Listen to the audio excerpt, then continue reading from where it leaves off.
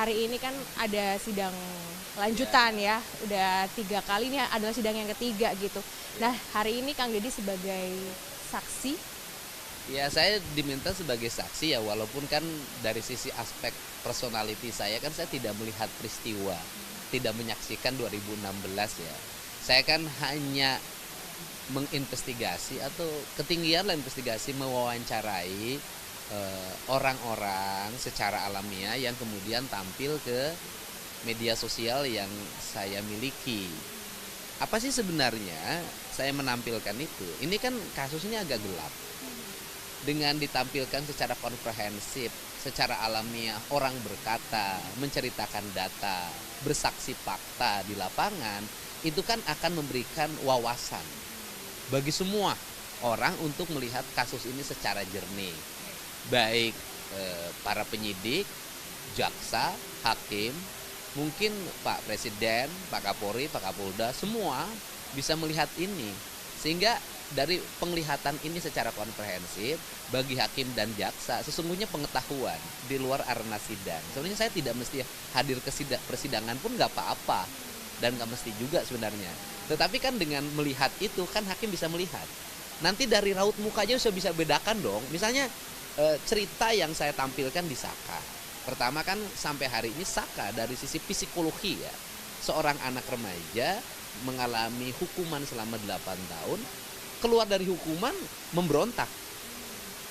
Saya tidak bersalah, saya tidak melakukan itu. Kan kalau pakai logika ngapain loh? Capek-capek harus memberontak. Kan mending kerja aja. Tetapi kan ada panggilan jiwa yang sangat kuat dalam dirinya bahwa saya tidak salah. Nah, dari aspek pemberontakan yang dia lakukan di berbagai pihak, kan awalnya dia dibully, awalnya dicurigai, awalnya semua orang menyalahkan, menuduh, kan gitu loh. Tetapi akhirnya hari ini apa, publik kok melihat ini anak benar, lama-lama kan kebenaran terkuat. Nah, kalau saya sih alibi yang paling kuat ya bagi Saka itu adalah di malam kejadian dia tidak ada nongkrong di jalan. Dan tidak ada satupun orang yang nongkrong di jalan. Itu Kang Deddy bisa menyimpulkan hal seperti itu dari beberapa saksi yang sudah begini. Pertama kan kalau dulu nongkrong di jalan itu karena ada saksi yang menyaksikan 2 orang, Aep dan Dede, yang melihat, menyaksikan dari warung rokok Madura tuh yang jaraknya 150 meter loh itu. Nah sekarang kan Dedenya udah nyabut, menyatakan saya tuh bohong, siap dipenjara menggantikan mereka. Kan menurut saya ya udahlah, logika kita udah bisa jawab deh. Nah kemudian yang berikutnya kalau untuk Saka ya, untuk Saka memang malam minggu itu saya sudah meyakini loh, dia itu memang ada di rumah. Kemudian main ngumpul di rumah neneknya, setelah itu bareng sama Sadikun, naik motor sekitar pukul 10 malam gitu kan, 11 malam, karena motornya Irfan mogok, karburatornya rusak. Kemudian Saka dibonceng sama Sadikun, Irfan bawa motor sendiri karena mogok. Kemudian Kodir dibonceng sama Raja, namanya, nama panggilannya itu Raja. Rajanya udah meninggal. Kodirnya hari ini kakinya patah, kan gitu, karena ada hubungannya dengan hari ini ya kan 6 bulan yang lalu lah, karena kakinya patah karena yang step kanan tuh yang nyetepnya tuh, bahasa kalau motor mogok itu step anak muda. Kemudian didorong pakai kaki menuju bengkelnya Harry. Di flyover Sadikun takut ada razia, orang ngumpul di jembatan. Itu kalau menurut dari kesaksian si Sadikun ngelihat keramaian itu sebagai razia atau ada sangka aja? Ada polisi, karena polisi maka takut ada razia, karena takut ada razia, maklum tidak pakai helm, nggak bawa SIM mungkin kan, langsung jalan ke kanan, jalan arteri. Nah kemudian padahal orang berkumpul di situ ada polisi adalah ada kasus meninggalnya Eki dan Vina di flyover. Samalah dengan ceritanya Bondol. Berarti kalau menurut dari kalau menurut dari Kang Deddy, mereka ada di flyover sebelum mereka ada di flyover setelah adanya keramaian itu, mereka lewat setelah ada keramaian itu, kemudian langsung ke bengkel yang sekarang berubah jadi apa itu pokoknya paping blok atau bengkel itu namanya Heri. Heri mengatakan iya, ada yang motor kesini mogok, kemudian diperbaikilah di situ. Itu adalah si Sama Kodir kan, si kan. Kemudian setelah itu mereka sampai agak malam subuh mungkin baru pulang. Kan selesai. Nah pertanyaannya adalah kan gini lah, coba jaksa atau siapapun panggil ahli orang yang melihat raut wajah. Kan ketika di video saya itu kan kelihatan dong mana yang bohong, kan kelihatan kalau yang bohong tuh tegang wajahnya, terus seluruh gerakannya kaku. Ini kan kalau menceritakan sebuah peristiwa yang tidak dialami di jalannya udah bubar motornya. Kan ini tidak diskenariokan. Tidak diskenariokan kan? Jalan langsung bener. Oh iya ini bener. Kan kalau diskenariokan dia pasti kaku karena kan saya dadakan. Itu yang berikutnya bahwa mereka itu bengkel Heri, kemudian Sadikun dulu sudah menyampaikan di pengadilan negeri tahun 2016. 2016 cuman tidak didengarkan, diabaikan oleh majelis hakim. Padahal mereka menyampaikan kesaksian di atas sumpah loh, karena hadir di pengadilan. Pertanyaannya adalah kenapa AF dan Dede yang tidak hadir di pengadilan justru dianggap sebagai sebuah kebenaran, yang hadir diambil di atas sumpah di pengadilan diabaikan, bukan kesaksian yang valid, ya kan? Sedangkan orang yang tidak hadir di pengadilan hanya berdasarkan PAP dianggap kesaksian yang valid. Sudahlah. Dan tujuan dari PK, kemudian di bawah PK itu ada kasasi, ya, ada banding, kan tujuannya mengoreksi terhadap ketidakjelian hakim pada persidangan tingkatan yang terdahulu. Kan tujuan itu. Nah tujuan mengoreksi itu sebenarnya yang disebut nopum menurut saya ya. Nopum itu menurut saya bukan hanya barang baru loh. Mungkin kata kaidah hukumnya nopum itu barang baru, bukti baru. Tapi kalau dalam pandangan saya bukan hanya bukti baru atau barang baru, kesaksian lama yang dulu diabaikan tetapi memiliki kebenaran yang faktual, bagi saya itu adalah nopum. Oke, Kang Dede, tapi kan kalau misalnya kita lihat ini kan kejadian udah 8 tahun lalu gitu ya. Sedangkan ini akan ada kesaksian baru gitu. Nah, mungkin akan dipermasalahkan terkait dengan kesaksian 8 tahun lalu. Apa iya seorang manusia ini bisa sangat ingat dengan 8 tahun lalu, ini gimana? Kalau orang secara kolektif mengingat bagaimana? Apakah Bondol yang menjadi saksi Peggy Setiawan dan Sadikun itu dipertemukan? Kan tidak. Sebuah peristiwa yang itu peristiwa itu menyimpan memori, ingat. Saya nanya ke Mbak ingat nggak cinta pertamanya? Ingat. Ya sudah. Ingat nggak kapan cinta pertama dinyatakan oleh pacar yang pertama? Ya udahlah. Kita kembali ke Saka aja. Enggak, sebuah peristiwa penting itu sampai tua pun akan diingat. Gini, orang tapi setiap detailnya gitu loh Kang, maksudnya apakah menurut setiap saya detail peristiwa itu kan gampang ingetnya karena kolektif. Nah pertanyaan saya mana yang lebih dipercaya? Beberapa orang yang satu sama lain tidak berselisih paham, Aep dan Dede yang satu sama lain hari sudah berselisih paham. Mana yang lebih dipercaya? Kan Aep dan Dede yang hari ini berselisih paham, sedangkan Sadikun, kemudian Kodir, Heri, Irfan sampai hari ini tidak berselisih paham mengenai kesaksiannya. Mana yang lebih dipercaya? Mana yang lebih logis? Mereka malam minggu itu naik motor, kemudian ke bengkel, atau mereka yang melihat ada orang melempar, naik motor, hafal nomornya, jenis motornya hafal dengan jarak 150 meter. Di tempat yang gelap. Hukum itu ada logikanya. Dan ada menurut saya konstruksi hukum itu ada dua. Satu, pikiran berdasarkan fakta dan data. Dua, hati yang bisa merasakan.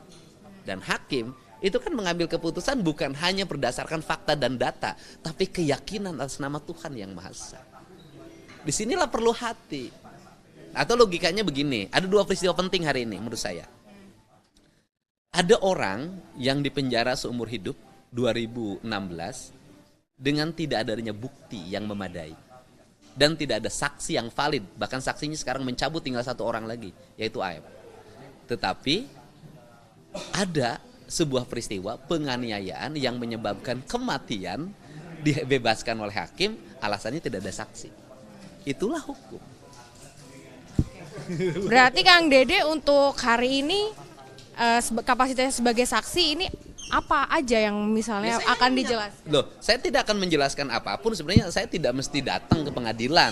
Ya cukup lihat aja video yang saya tampilkan dan lihat analisis wajah-wajah orangnya. Bohong apa enggak? Itu tugas majelis hakim, bukan tugas saya. Tetapi karena saya diminta oleh kuasa hukum, ya saya harus datang dong memberikan support gitu loh. Kang, aku mau mundur sedikit nih. Ini soal Dede yang tiba-tiba ngasih kesaksian ke Kang Dedi gitu ya. Ini kan seperti gayung bersambut buat Liga Akbar. Karena Liga Akbar awal mula memberikan kesaksian, memberikan pernyataan baru kalau dia berbohong gitu. Terus selalu ada Dede di podcast di YouTube-nya Kang Dedi.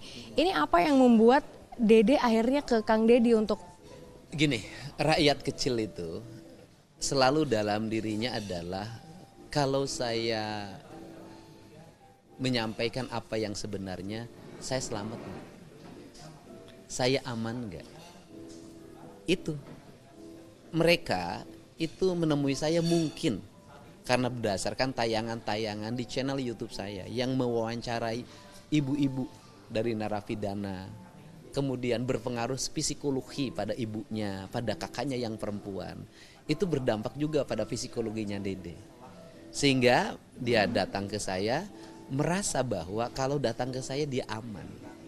Berarti Dede datang ke Kang Dedi gitu ya? Iya, kakaknya yang datang. Kemudian kakaknya yang datang minta perlindungan. Kalau Dede bersaksi jujur, kira-kira aman enggak? Artinya tidak akan ada apa-apa enggak?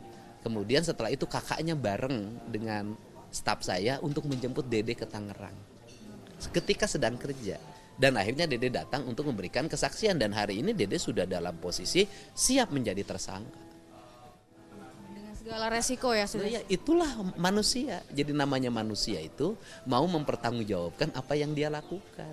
Itulah rakyat kecil. Rakyat kecil itu selalu jujur. Gitu loh. Itulah. Nah itu contoh. Bagi yang lain, contohlah Dede gitu. Nah, kalau Aep ini belum ada nih komunikasi sama Kang Dedi. Aep belum ada komunikasi dengan saya, tetapi saya meyakini Aep juga punya hati. Dan ingat loh, orang yang berbohong itu akan gelisah selamanya. Kang, tapi kalau dari Kang Dedi sendiri melihat si Dede ini, apa sih yang membuat dia ini memberikan kesaksian palsu atau membuat BAP palsu? Menurut saya karena kepolosan ya, keluguan. Karena cerita Dede itu jelas kan, Dek antar saya ke Polres. Kemudian karena merasa teman dan dia temennya tidak tahu Cirebon, ya diantarlah, dijemput pakai motor. Setelah di Polres, kemudian diarahkan untuk kepentingan lain. Orang kecil mbak, masuk ke sebuah wilayah kantor Polres. Kemudian di situ diarahkan untuk ABC, kan dia menolak awalnya. Tapi lama-lama sudah, yang nerima aja. Ya itulah masyarakat kecil kita. Dia mengaku ada tekanan atau apa gitu? Waktu itu, ya dia hanya saking bingung mungkin. Kan kemudian juga mungkin juga karena diminta sama AF juga. Dan diminta di situ kalau pengakuan dia kan sudah jelas kan, yang memintanya siapa gitu kan, ya dia lakukan saja. Kalau Dede ini kan dituntut balik gitu ya kan, sama pihak dari Rudiana, maksudnya ada ancaman untuk disomasi Kalau gitu. Dedenya kan sudah siap. Dan Kang Dedi juga akan mendampingi gitu. Loh ya dampingi dong, masa kita warga kita, rakyat kita yang memerlukan perlindungan hukum. Kalau yang melindungi hukumnya kan bukan saya, kuasa hukum. Masa kita tidak bantu? Ini kan aspek-aspek kemanusiaan yang tidak boleh terulang lagi. Jadi saya selalu menyebut kasus hukum ini bukan kasus hukum, tapi ini adalah kasus tragedi kemanusiaan. Ya. Tragedi kemanusiaan dong, orang di penjara seumur hidup tanpa fakta dan kesaksian yang memadai. Itu adalah tragedi kemanusiaan yang jauh lebih berat dibanding dengan Sengkon dan Karta. Sengkon dan Karta 2 orang. Cuman yang problemnya adalah kalau Sengkon dan Karta itu kan kasusnya pembunuhan. Jadi orang yang membunuhnya datang mengaku. Kalau ini kan kasusnya ini apa? Pembunuhan atau kecelakaan kan belum jelas. Sehingga agak sulit mengungkapnya. Oke, kalau pembunuhan mungkin suatu saat ada orang yang mengakuinya. Kalau mengakui. Kalau ya artinya potensi untuk dicarinya bisa. Kalau pembunuhan menurut saya karena tidak ada kasus pembunuhan yang lolos. Jarang sekali. Tetapi kalau kecelakaan mau minta pertanggungjawaban sama siapa? Sama aspal. Atau aspal yang mengakui saya yang menyebabkan kematian. Kan nggak bisa. Ini problemnya di situ. Tetapi saya selalu optimis, kebenaran akan menemukan jalan. Oke, baik. Berarti hari ini untuk Kang Dede di kesaksian nanti di Pengadilan Negeri Cirebon hanya akan bersaksi terkait dengan apa yang sudah ditampilkan di channel YouTube-nya Kang Dede. Itu pun kalau diterima oleh majelis hakim, kan bisa saja majelis hakim menolak. Kan gitu. Tapi saya kan yang penting bagi saya adalah saya menjalankan apa yang menjadi kewajiban kemanusiaan saya. Baik, terima kasih Kang Dedi atas waktunya bersama Kompas TV.